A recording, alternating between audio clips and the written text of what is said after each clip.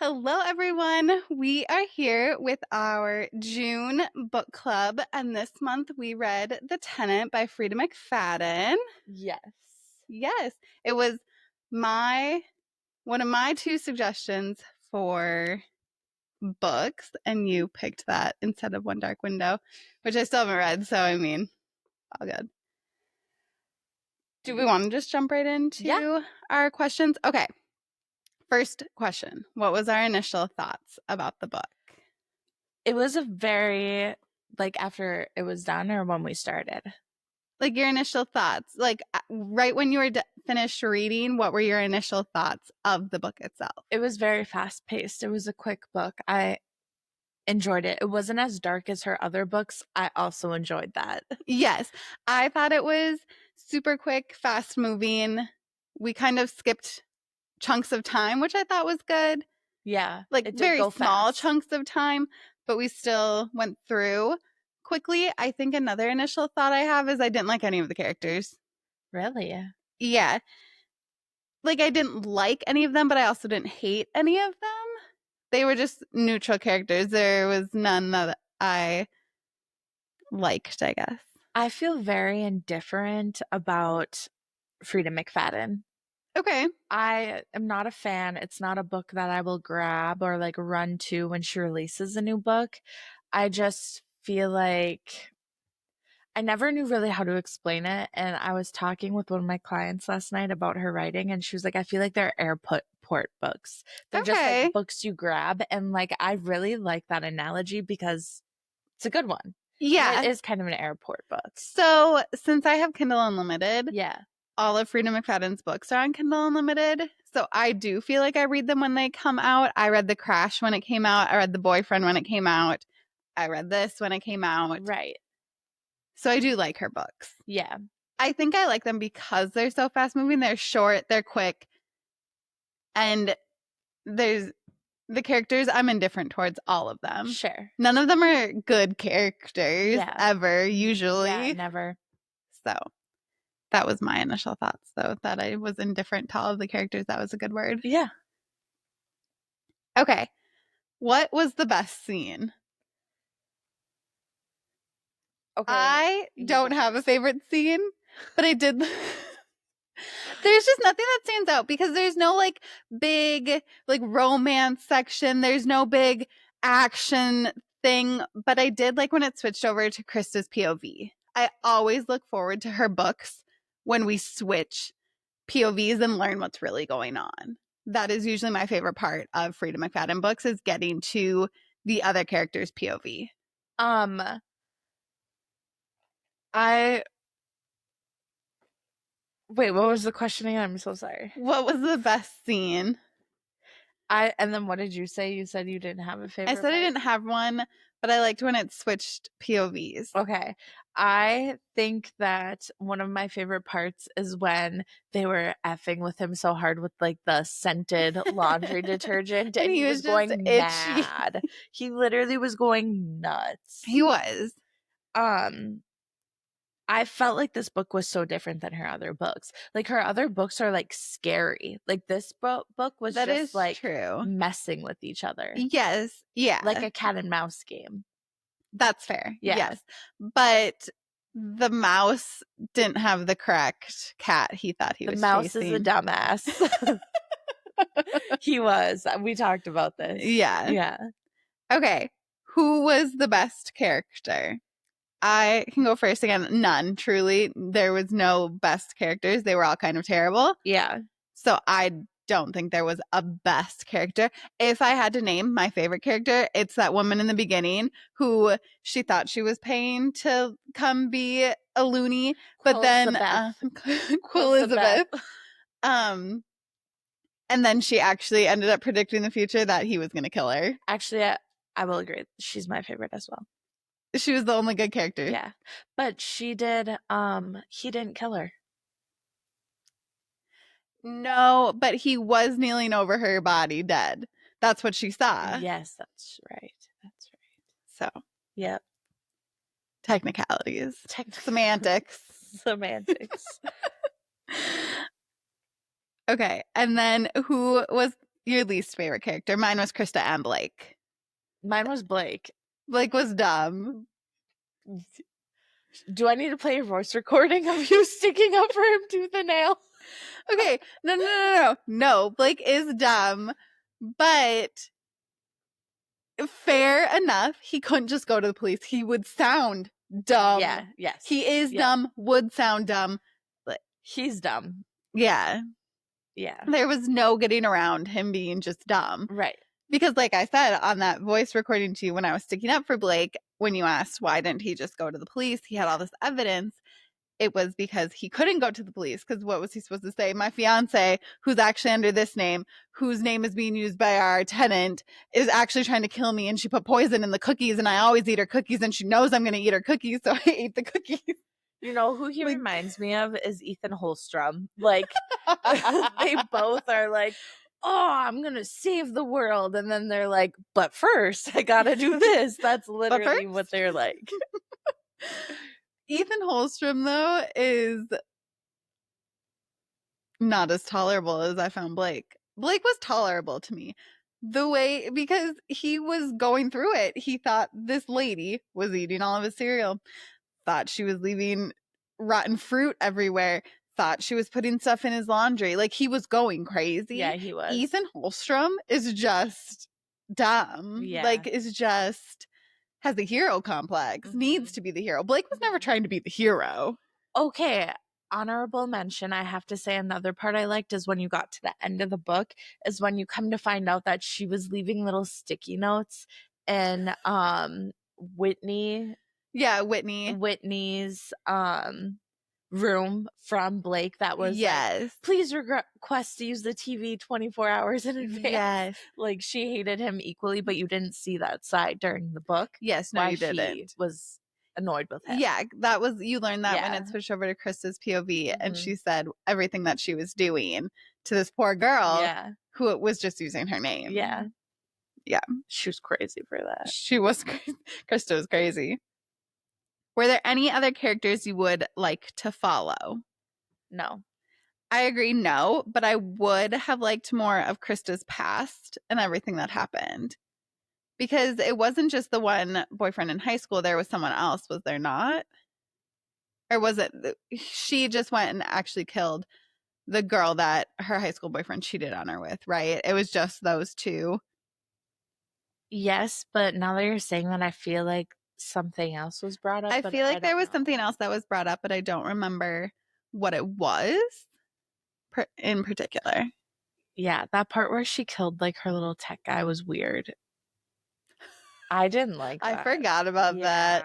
Like, she hooked up with him and then yes, she was a weird character. She was a weird character. And all of this would have been squashed if her parents just put her in a psych ward at a young age. He was weird too. Why was he so obsessed with her and in love with her? Yeah. And doing everything for her? Yeah. Didn't make sense to me. I agree. But yeah, her parents should have done something. Got the girl some meds. To be fair, no one knew if she actually killed her high school boyfriend. But they did know that she shoved her brother off the monkey bars. That's right. And since if you have such a strong feeling about your child that you feel a different way towards them after they shove your other child off of monkey bars, shouldn't you do something about it? I would think so. Get some family therapy going. Maybe. Yeah. They just did nothing and it escalated. Yeah. But what do I know? Were there any plot twists that you loved, hated? You want me to go first? Go ahead. Okay. I hated the whole, like, Amanda epilogue. Amanda Whitney, right? Her name is actually Amanda. Yeah. Who's going under Whitney. I don't like that she was told to kill Krista. I think that whole little section could have been left off. Mm-hmm. I think it was just like adding another twist when there didn't need to necessarily be another twist. Yeah.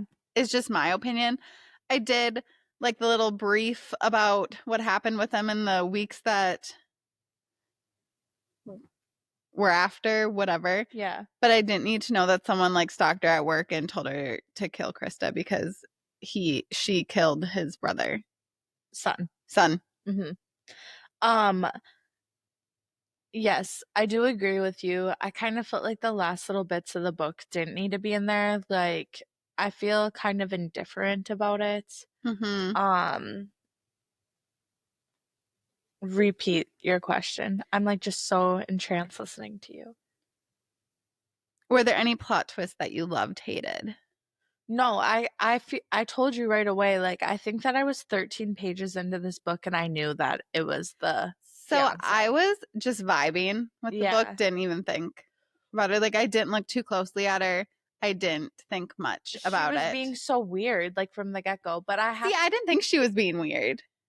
I think the only reason that these things like flag to me when I'm reading Frieda McFadden books is because she does this with every single one of her books. Yes, I know. So it's kind of like at this point, I'm like, you're sus, all of you. Fair. Yeah. Okay. Otherwise, I did like the twist of Krista being Whitney and him going to her home and seeing the picture of Krista and it not being Whitney or I like whatever. that too. I did like that little But he's like, twist. who is this? Who is that? That was so funny. I'm sure the mom is like, Whitney, You dumbass. came to my house. Yeah, dumbass.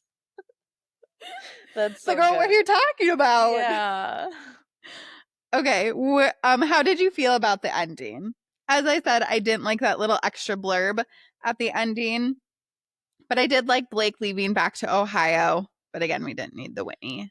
I like blurb. that too. I feel like I didn't like that they were hooking up, and I know that that's like a They real only hooked life, up once. yes, and I know that that's like a real life situation because like trauma bond. Yeah, but he was also attracted to her. Yeah, when they first met. That's true. That was another reason Krista really didn't like Whitney. Yes, was because she saw them together. Like Blake was sharing his cereal. They were watching TV at night. Yeah. The only thing I actually liked about Amanda's little chapter at the end was when she said, my mom is alive. She's an alcoholic. I don't talk to her. Like, I had gambling debts to pay. Like, that's why she did it. Yes. That's why. It wasn't because her mom was dying. Yeah. And had to pay her cancer bills. Yeah. Okay. What would you say happens after the end of the book? So I have thoughts on what I think would happen at the end of the books. Blake goes home. Okay. Is stressed every day at work and hates his life. Yeah. Gets married but still cheats on his wife. I actually love that. I would agree with that. I think he's living this depressed suburban lifestyle, maybe picks up on drugs. Like, I don't know. Like, is hooking up with, like, his attractive employees at work and, like, no. It's like Shields. Cut. Absolutely not. Alana. It is. Okay, I'm sorry, but it is. Okay, I'm sorry. No, it's all good. Or he's successful with the store and has a family and lives happily ever after. Those are the only two options, actually. There's no in between. He either gets to have his, like, family suburban life, or he's miserable, is married, but, like, hooking up with everybody. Yeah. I think once a cheater, always a cheater. He's definitely I would going agree. to cheat on his wife. For sure. Yep. Yeah. Mm-hmm. Poor secretary got the short end of the stick on that one. Stacy. Yeah. Do you want something funny yesterday? So when I was watching Austin, we pulled out my Nintendo DS. Yeah. Ethan told me you guys were playing with that. Yeah. She was trying to play Nintendogs and she named her dog Stacy. But then halfway through trying to name the dog, she started calling it Sadie. And I said, Austin, she's never going to learn her name. We had to sit there forever pressing the little button for this stupid dog to learn its name. Because she goes, Stacy, and then Stacy, and then Stacy. Austin, you got to say it the same way over and over and over again for this dog to learn its name. My God. But then she'd go, Sadie. And I go, that's not her name. And she goes, she looked at me and she's like, what's her name? I said, weren't you calling her Stacy? And she goes, oh, Stacy. She's a goofball. And then she didn't want to play. And then, so I put in the little Finding Nemo Game Boy game for her. And I was going to clean up lunch or something. And all of a sudden I hear, "Arr!" She goes, I changed my mind. I go, well, what's going on? She goes, I pulled out the, Oh the thing. And I go, no. oh, we can't do that. You have to leave it When did you get a DS? in. A couple years ago. Is it old or new? It's old. I got it like off of Etsy or something. Oh. Is it pink? Yeah. Okay, I didn't know this. Yeah, you had this. We were waiting for the iPad to charge. So normally we don't play with the iPad. But yesterday I said she could play with the iPad after the pool. Yeah, But it was so funny. She named her dog Stacy. that is funny. Yeah. Yeah, Stacy got the short end of the stick and she like really liked Blake. She kind of liked him. She did like him, but she liked him for bad reasons. She liked him because he had money. Bad reasons. Well, it's just not like. And he was Deep successful. People like reasons. ambitious people. Liking somebody who's ambitious isn't bad. She didn't like him because he was ambitious. She liked him because he was VP with big ass windows in his Yeah, office. that's ambitious. Blake was ambitious. That's- Yes. Yes. You're right. Okay. What did you think about the book's length? Anything you would add or cut? No, I think it was good. I think it was good too. I thought Yeah. it was the perfect length. I wouldn't add or take out Right. anything aside from that ending. Yeah. Any books, movies, shows that it reminded you of? I didn't think there was really anything it reminded me of because I feel as if a lot of movies or TV shows that this would be like in a roommate sort of situation. So the roommate's like obsessed with the person they move in with or something. And that was not the case of this Yeah. at all. So it really, there was not much I felt it compared to in terms of Right. that. Yeah. I'm trying to think. There is a book though that we both have read where they're like looking at, I feel like it's just like a common thing that people do in thrillers where like you think you know someone and then you see a photo of them and it's actually like Oh. that blip has Yeah. been done before. Yeah. Yeah. Yeah. Hmm. Would this make a better movie, TV show, or neither? So I think it would make a great made for TV Lifetime movie. Oh. Yeah. That's my thought on that. A nice little 90-minute Lifetime movie. This would be great. I think it could be like a good Amazon original movie. That's fair. Yeah. Yeah. Yeah. But like made for TV, not a big movie or anything. Right, right. Or even a TV show. It's not that long No. and not that deep. Even Netflix. Yeah, just a quick little 90 minutes is all it needs to be, Right. truly. Yeah, I agree. Rate this book out of 10, and what was your Goodreads Out of rating? 10. My Right. Goodreads rating was a 3-star out of 5. Yep. If I were rating out of 10, I would maybe do a 6.5. Okay. Mine was a 3 out of 5 as well on Goodreads. I'd probably give it maybe like a 6.3 or a 6. Yeah. Yeah. It was just average. Yeah. Is what. Like, it was a good read. Like, I'm glad. I don't regret reading it. I agree. It Yeah. was a nice, quick Mhm. read just Yeah. to Yeah. get And to through break up something. like my, Rut of reading. Yeah. Mm-hmm. Anything else about this book? No, it was a good pick. Looking at it in your hands, it looks a lot bigger than I would have imagined it to be. I thought that too. It is kind of feels like it's a thick book. Yeah. But then like I was reading for 2 hours and I was halfway through the book. Sure. It looks thin this way. But maybe not. I have no idea. I think it looks like it could be like a 400 or 500 page book. Like it looks like it could be a Sarah J. Maas. The pages must be thick. Yeah, but the words are also pretty big on the page. That's true. I don't know. Yeah. Her chapters are short, so I feel like it cuts like half pages. You know? And maybe I feel that way because I did listen to it 4 hours in the car on my little road trip that day.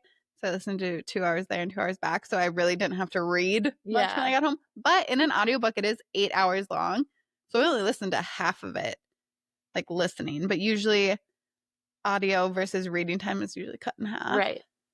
Yeah, because I'm currently listening to the audiobook of The Serpent and the Wings of Night, like the second book in it, and it's 19 hours long Oh my God. in audiobook. What? It was one of the Throne of Glass books when it was 37 hours, and I was like, Rachel, it was Kale Westfall's book. I was like, I am going to jump off a cliff. No, why are books shouldn't be that long? No, especially audio. I had it on like 5. It would be better to just break it up in 2 books. If you have that much to say, it can probably be done in 2 books. Yeah. It would make me feel better as a reader to read those 2 books versus your one long book. I mean, and for God's sakes, we were just talking about this the other day. There's nothing worse than getting through like an 8-minute chapter and then flipping to the next page. It's like 39 minutes. Yes. What the hell? Why is your make chapters shorter? Long? Make chapters shorter. Make books shorter. Just make more books.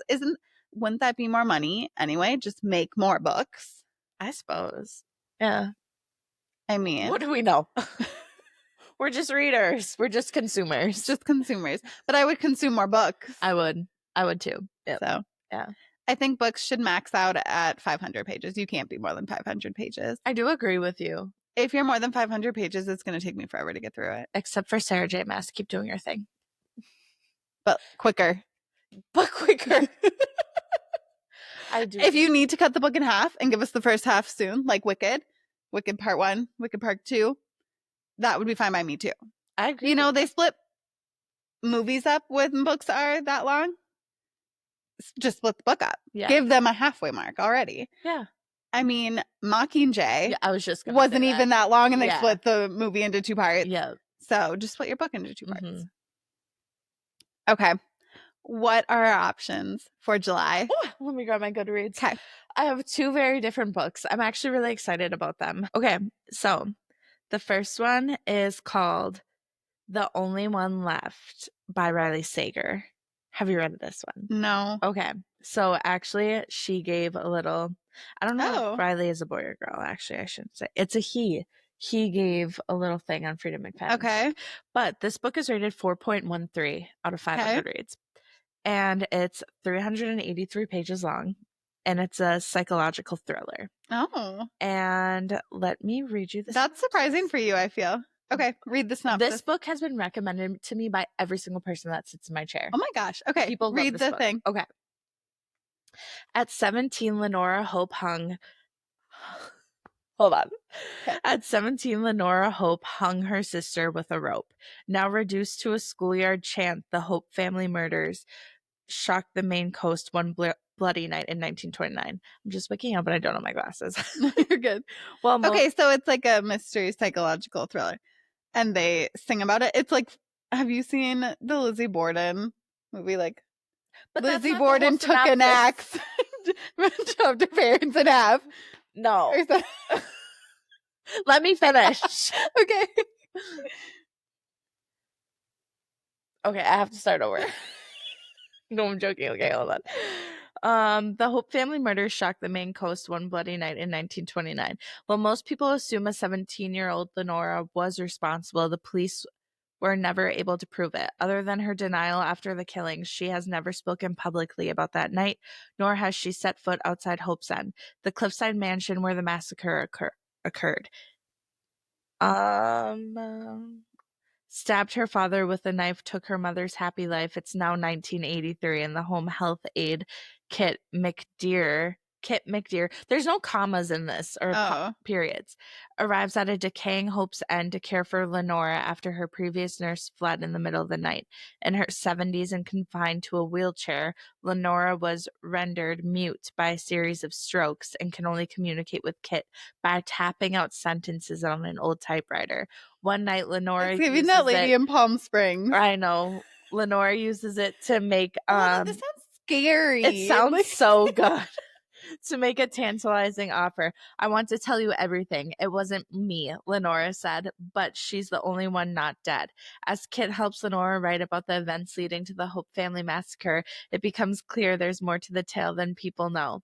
But when new details about her predecessor's departure come to light, Kit starts to suspect Lenora might not be telling the complete truth, and that the seemingly harmless woman in her care could be far more dangerous than she first thought.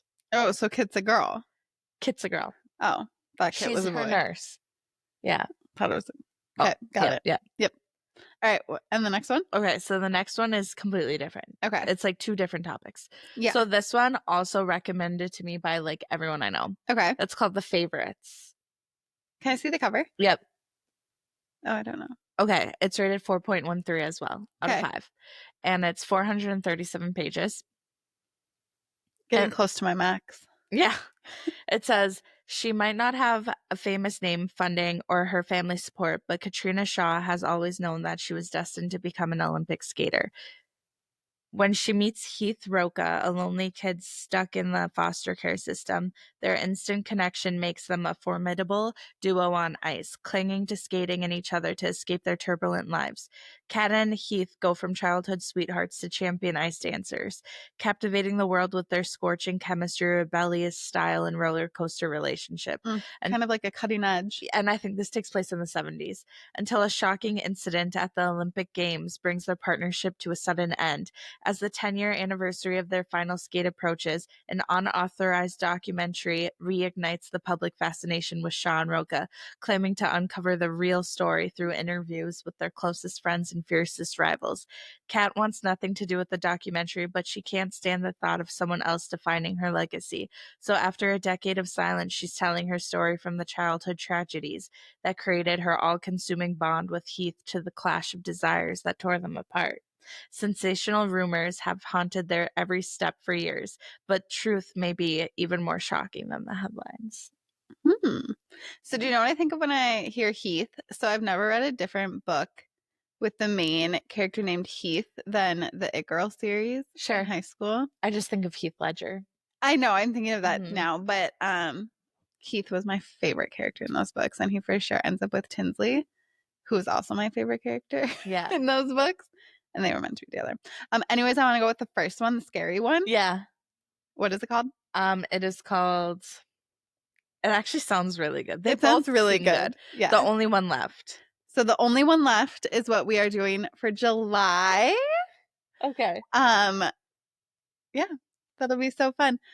I'm thinking going into the next season of our show, since we're only doing our book club through the summer, our summer break, we should switch to Wednesdays. Since you have Tuesdays off, let's upload on Wednesdays. Okay. And then we don't have to worry about recording the week before or whatever. We can just be right on top of the schedule. Okay. That work for you? Yeah, that works. So Wednesday, the 4th Wednesday of the month will be our book club episodes going forward. And we are reading The Only One Left. The Only One Left by for Riley July. Yes. But that's everything. All right. All right, bye. Bye.